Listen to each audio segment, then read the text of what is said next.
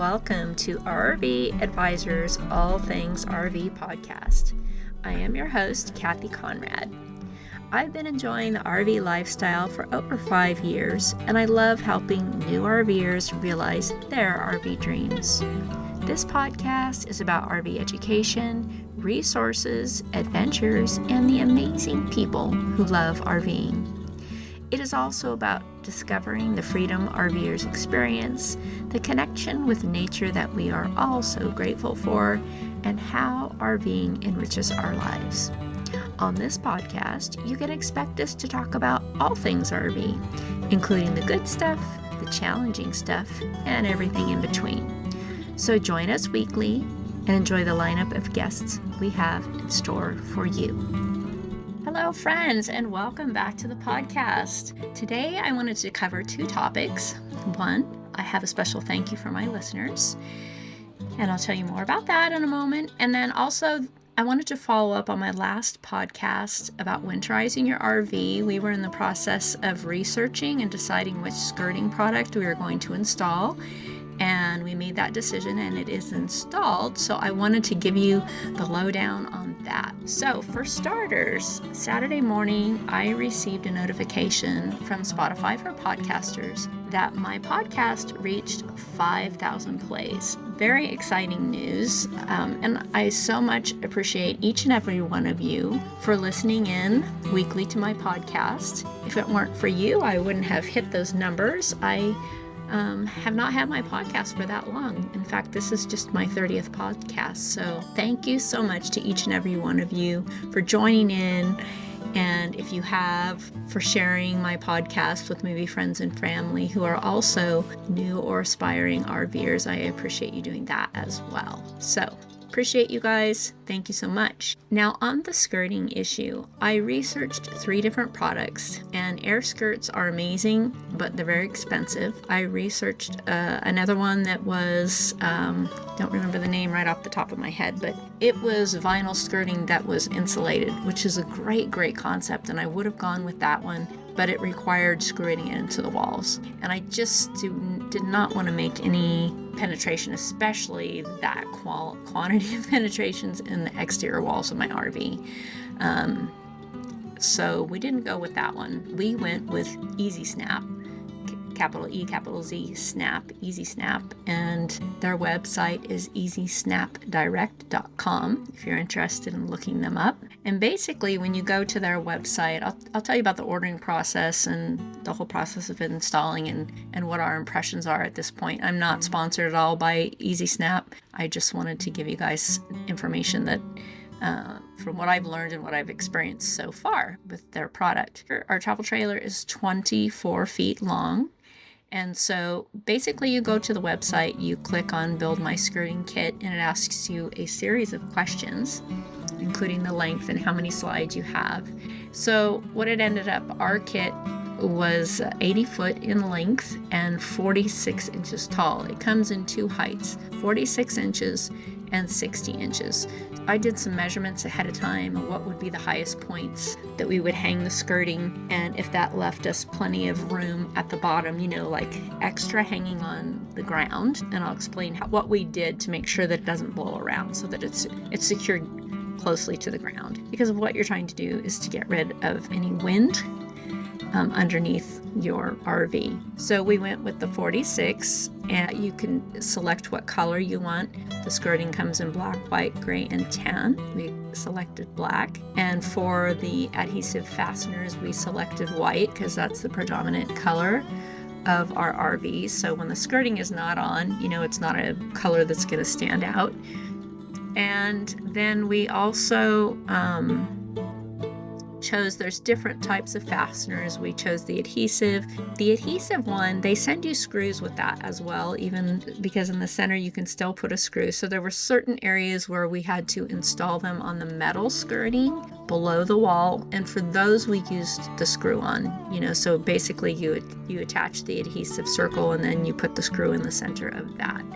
And so I didn't have a problem doing that. I just did not want to do it in the walls, the exterior walls. So you can select the color, like I said, of the skirting and of those adhesive studs. And we actually ordered additional fasteners. For our length of skirting, they included 197 adhesive fasteners. We ordered an additional 25 at $1.25 a piece, just so that we had extra in case we need them, or if one comes off during the winter, we can replace it. And then there's a primer pen that they also sell that helps maximize the maximum adhesion of those fasteners. So we ordered 6 of those at $3.45 a piece. So that was an extra as well. And so it also came with 4 feet of Velcro, which you can use to make a flap door for access underneath. We ordered an additional 10 feet at $4.25 a foot. You can also buy Velcro that's really, industrial strength, Home Depot or Lowe's or something like that. We just decided to go everything in one place. They also sell a PVC pipe that you can use to create that weight at the bottom. And then you put the pipe on the inside, and then you put these clamps on. And so we opted out. We didn't want to get the pipe clamps. Actually, you have to buy the PVC yourself separately, I believe. But you can buy the clamps from them. We didn't opt for that. We didn't opt for the storage bag that was $50 because we'll put it in a container. It comes with a free removal tool, which removes the top button that goes on top of the skirting onto those adhesive fasteners. And also, let's see, I think that was it. And then on top of that, we actually got a discount, 10%, for being a first-time customer. So with the basic package of $1139.45 plus $120 for the adhesive fasteners, that's separate. No shipping, and we got a discount of $113.94. So the total and tax. So the total for us for our 24-foot travel trailer with one slide came to $1,087.04. So that was the price. So we ordered it last Saturday. It came this last Friday. We brought it inside for it to acclimate because it's pretty cold out. Now this particular product, using the adhesive fasteners, they recommend that you install when it's above 60 degrees Fahrenheit. Well, we were at 50 degrees. Last weekend would have been, the weekend before would have been the perfect time to do it, which is when a couple of our friends did theirs.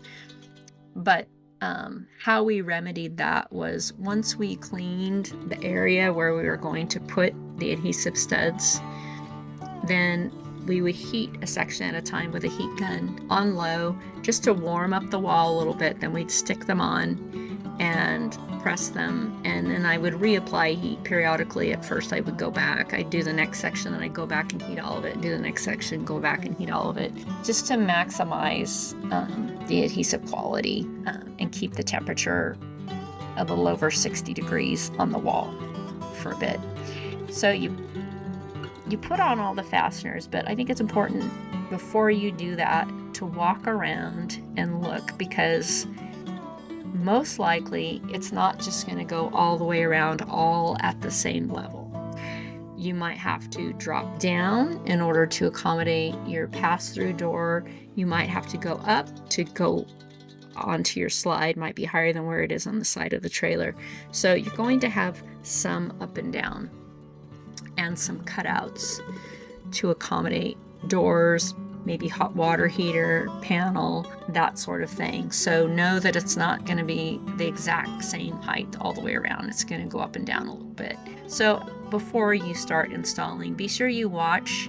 They will email you some preparation and installation videos to watch on YouTube. So make sure you watch those so that you know exactly what the process is and how it's going to perhaps vary for your particular rig. And then you start with it. So Saturday we put on all the adhesive fasteners and went back, and you push in. The fastener is 3 pieces. It's the stud that attaches to the wall. Then it's another little thing you push. There's a tool that you use to push it in. And then there's that, on that is that a little sharp, very short little thing that sticks out that you actually push the vinyl over that, and it pokes a hole and goes through the vinyl, and then you put the cap on top of that. And so they sent us caps that are black that match the vinyl. So once you get the studs on and the little pokey things on there, and so that goes, there's like a circle in the middle of that accommodates a screw, and if you over the top of that goes this other little piece that has the little sharp thing that pokes through the vinyl, and then the cap. So you're going to go around and attach all of that, and then you might do it in a few different pieces. Decide where the transitions are going to be, and if you should keep it all in one or start a new section. On the tongue of our trailer at the base, there's that V. There was nowhere between the wide part of the V to attach the adhesive fasteners in that section. So what we actually ended up doing is that section of the wide part of the V where the frame of the tongue meets the trailer, my husband actually got some insulative board to put in that spot. So the vinyl wraps to the tongue, and then the board takes over, and then it's on to the next side where it goes around the other side. It just really would have been messy and would not have worked well to extend the vinyl all the way to the front of the tongue and then down the other side of the tongue and then back to the wall. It just wouldn't have been very efficient. So the wall board was a good solution to that problem. You may be able to attach no problem, but we have metal on the front, with those little cross hatches. I can't remember what that's called, but it would not have made sense to try to stick the adhesive fasteners to that, because it's not a flat surface.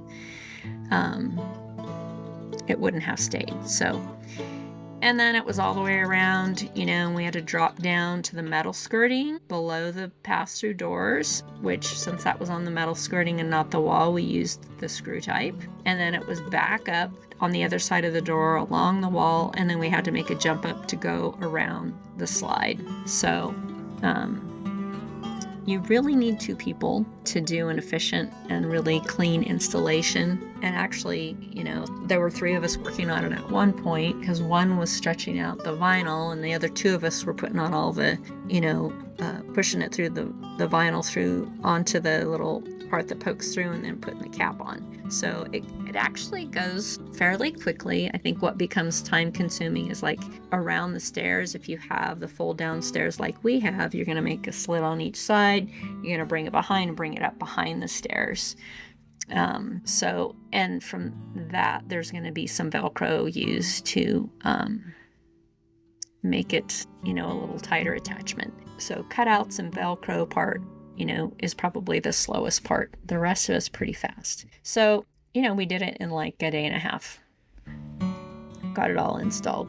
And I would say that last night what I noticed is that I don't think the heater came on quite as frequently. We have a heated underbelly, so it's going to help to maintain that heat, that temperature underneath. And, I think we'll make it a little more efficient this winter. So last winter we spent about $150 a month on propane, and so we'll see how it goes this winter. We're supposed to be having a cooler winter this year, according anyway to the Farmer's Almanac, that it's an El Nino year, which means colder temperatures, more snow, more rain. And so we figured this year we would be proactive and skirt ahead of time. We've camped in the snow a lot, but we got down to below zero, 1 below zero last winter, and it could drop even more than that. It's possible. So I'd rather just avoid. We had a very minor freeze last year, so no damage, and we threw some wall board up around the bottom of the trailer and stuck a light under there, and it was defrosted, within less than a day, so no damage. So that's kind of the lowdown. So not bad at all to install. Just make sure you have two people. You watch the videos and you kind of assess where you're going to put those buttons on your trailer ahead of time. And then you do the wraparound and you do don't try to cut it out as you're putting it up. Put it all up and then do your cutouts and your slits to make your doors to access your sewer pipe. And if you have the manual levers like we have to be able to access all that, you can do the accommodation for that, making the slit and doing the Velcro after you've got it all up. So, and that insulated wallboard that you get at Lowe's or Home Depot is a good option if you have an area that it's just really not possible, like around the tongue of our trailer.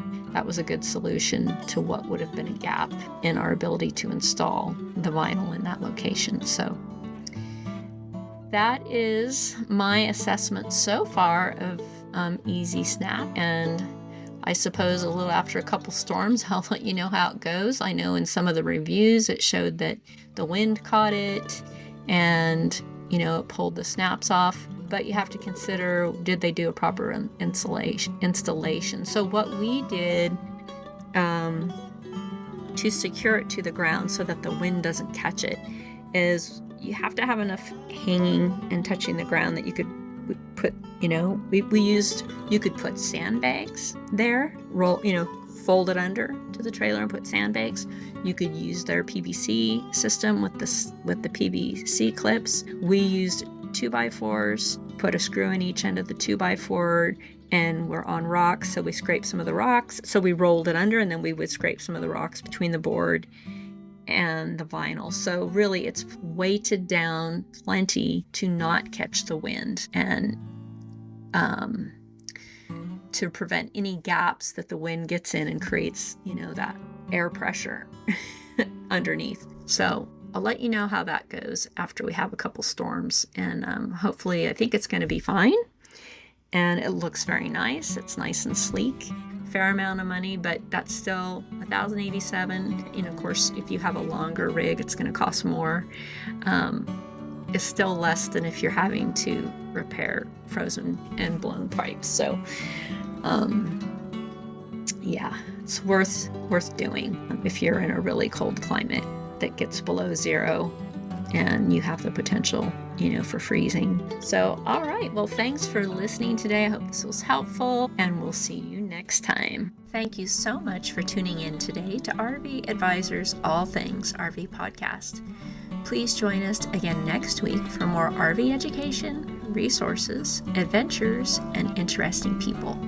Until then, wishing you amazing adventures, safe travels, and I hope to see you on the road.